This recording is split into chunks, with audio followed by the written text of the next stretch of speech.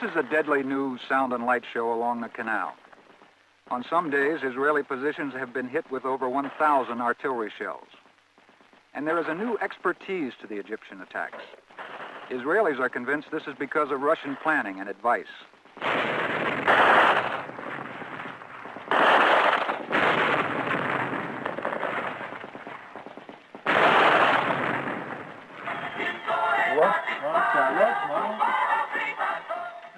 Despite the continuous bombardment and Nasser's boasts, the Israeli defense line is still very much intact. This outpost has been hit by everything from aerial bombs to Katyusha rockets, but the specially designed bunkers are still undamaged.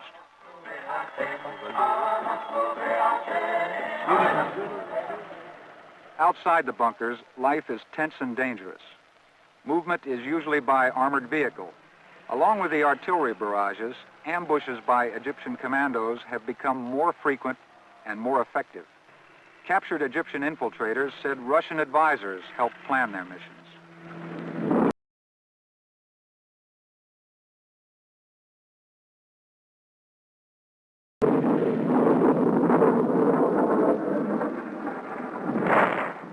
When the Egyptians become too active, the Israelis call in the Air Force to quiet things down with pinpoint bombing.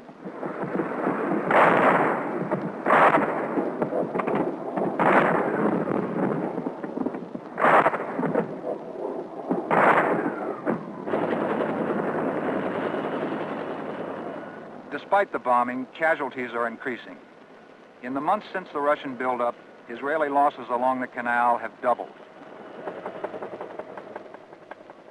The Israelis have an efficient medical evacuation service which can whisk a wounded man from front line to hospital in minutes.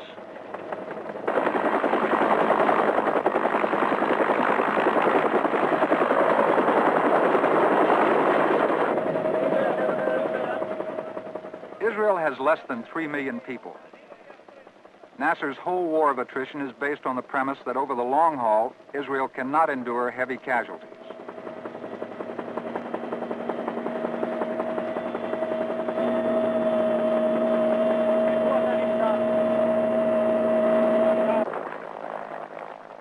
Nasser declared his war of attrition in March of 1969.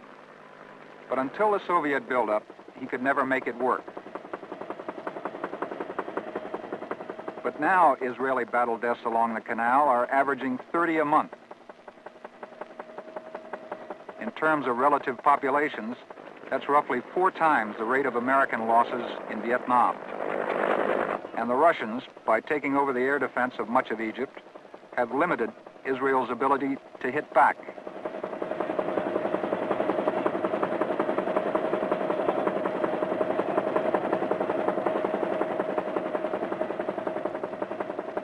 I think what the Russians would really like is to have Nasser carry out another war and win it. Since they don't believe in it any more than we do, and I might say any more than Nasser does, that he can win a war on his own. If he goes to war, it will be with the consent of the Russians and with their knowledge that they'll have to help him a lot unless they want another defeat for Nasser.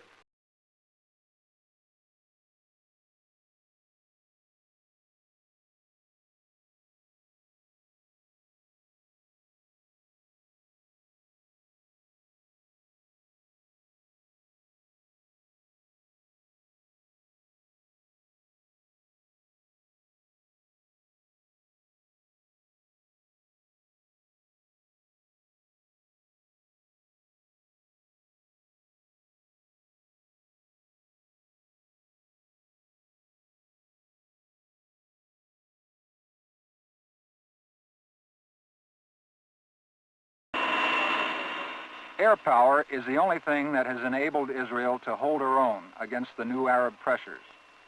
The Egyptian forces along the canal outnumber the Israelis in manpower, tanks, and artillery. To even the odds, the Israelis use their planes as a sort of flying artillery. Recently, there have been several attempts by Soviet pilots to intercept and engage Israeli planes.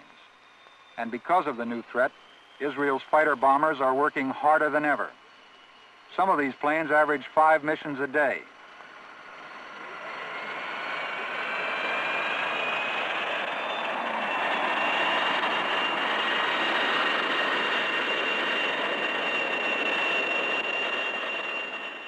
The main targets are the new missile installations and the Egyptian forces massing along the canal.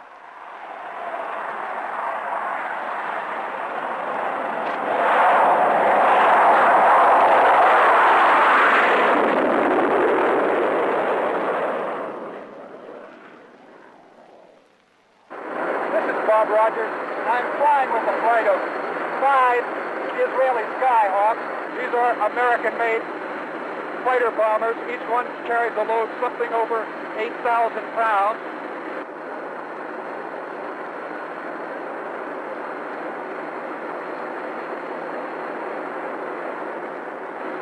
Off to our right is the Suez Canal, and at this moment we're showing up on Egyptian and Soviet radar screens, and Soviet pilots are scrambling to their MiGs.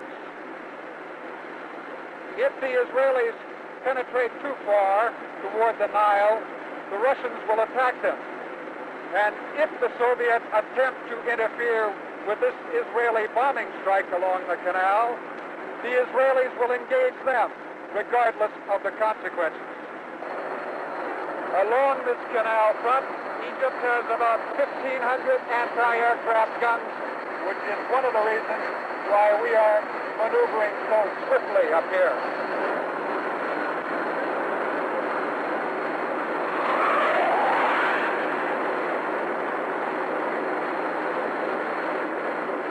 As the fighter bombers go in beneath us, perhaps you can see the flash of their bombs.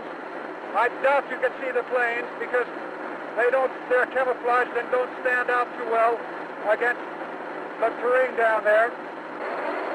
If you look closely, you can see the bomb tip over there.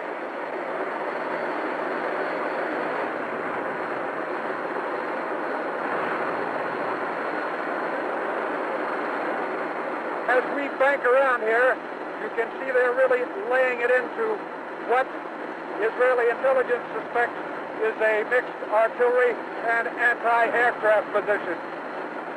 There goes another Skyhawk in, and there you can see the plane, the bomb bursting, the smoke foam rising. You can see the smoke clouds are rising. The Israeli bombs have found their mark there.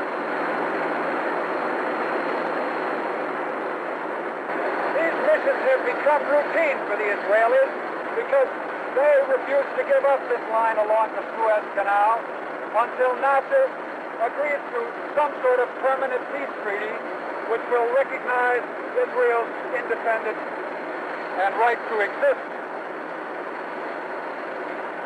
The Egyptian Air Force is incapable of stopping this sort of Israeli bombing. If the Russians commit their own pilots to do the job, it will almost certainly lead to a confrontation with the United States. Thus far, we have a tense and dangerous standoff. But with two hostile air forces eyeing each other only minutes apart in modern jets, some experts believe a clash is inevitable. If it comes, it will probably be right here, over the Suez Canal.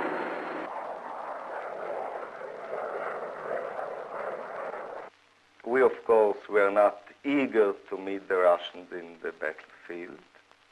And as long as they do not come close to the canal, and as long as we don't find it necessary to penetrate into Egypt, we don't seek any military contact with them. But of course, if they'll come closer to the canal and if they'll interfere with our position along the canal, we'll have to fight, and we'll fight. Nasser was very proud always that he sent the British out of Egypt, but now he's opened the doors wide open for the Russians to come in, and we have yet to see a country where the Russians came in and left. When they come in, they usually stay.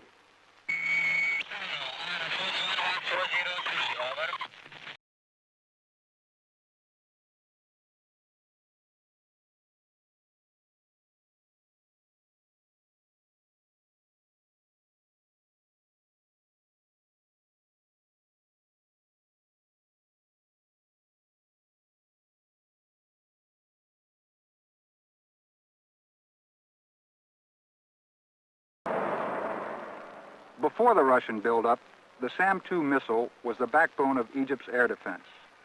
Properly employed, it is deadly. In Egyptian hands, it has not been totally effective.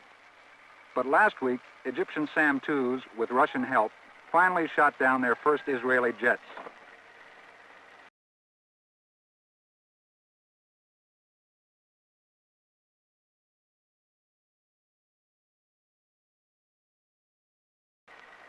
This Egyptian SAM-2 site was located near Port Said in 1969.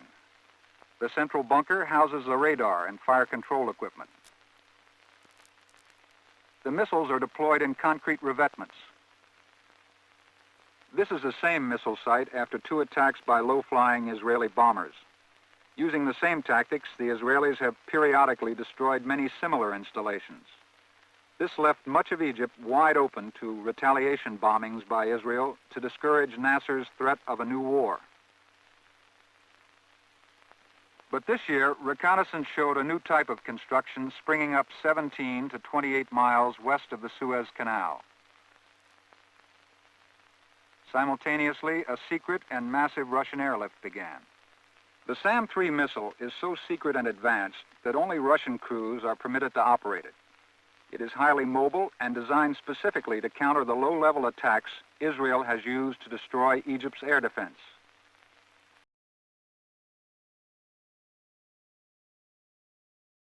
In March, 20 SAM-3 batteries with Soviet crews were installed around Egypt's major cities. But more threatening to the Israelis were the 16 SAM-3 sites being rushed to completion closer to the canal. This is one of those sites. Altogether, 40 new sites are under construction. SAM-3 sites are identifiable by the single entrance to the firing position.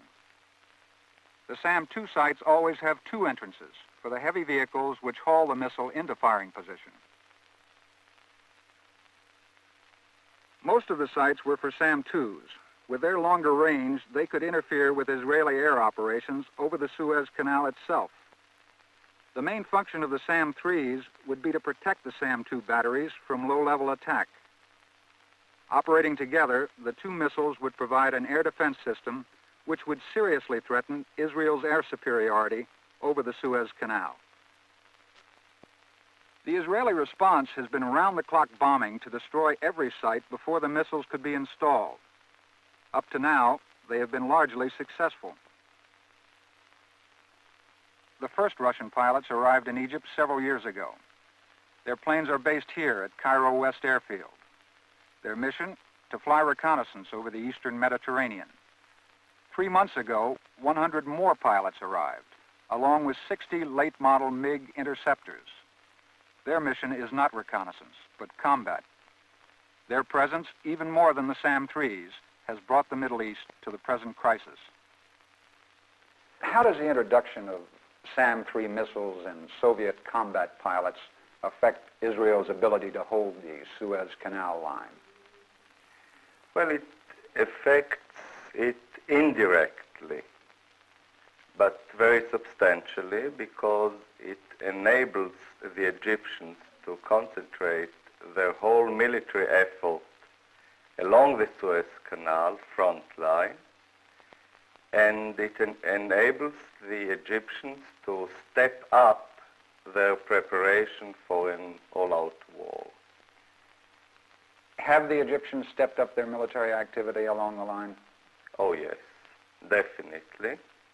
We can almost see a clear correlation between the presence, the active presence of Russian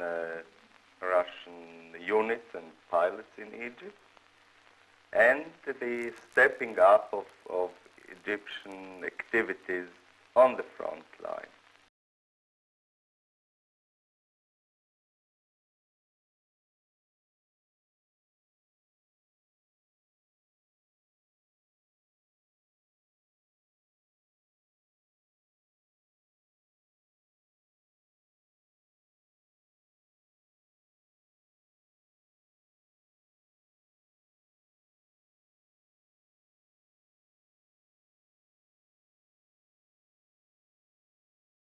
These pictures from a captured Russian manual reveal the sort of advanced equipment the Russians are pouring into Egypt. This is a late model mobile radar station. This one, however, did not end up being used the way the Russians intended. The heart of the new Russian air defense system is radar. This P-12 early warning set was built in 1968. The P-12 usually operates in conjunction with a SAM missile battery. With a range of about 150 miles, it tracks the target until it can be turned over to the smaller fire control radar set, which actually aims the missile at the aircraft. This set had 4 Egyptian operators and was stationed at an isolated spot along the Red Sea coast. The Soviet technicians visited here at least once every 10 days. Fortunately, they weren't there the day a few months ago when Israeli commandos arrived. The Israelis brought the set, all 4.5 tons of it, along with its 4 Egyptian operators, back here to Israel, where it now sits, still in working condition. Major, could you tell us something about the prisoners that you captured along with this P-12 Soviet radar set? You see, we have here all the team. They told us a lot about Russian intervention. The Russian advisors there used to come every week to operate the station. It seems to be that it was not only advice, but also technical operation. From your questioning of Egyptian prisoners, do you have any evidence that Soviet advisors have been killed in the course of combat operations against the Israelis? Yes, of course. One of the Egyptian soldiers who is here told us that in his battery of anti-aircraft, a Soviet soldier who was killed by our aircraft attack. And this Soviet soldier was actually participating in the anti-aircraft battery's defense against the Israeli planes? Yes, of course.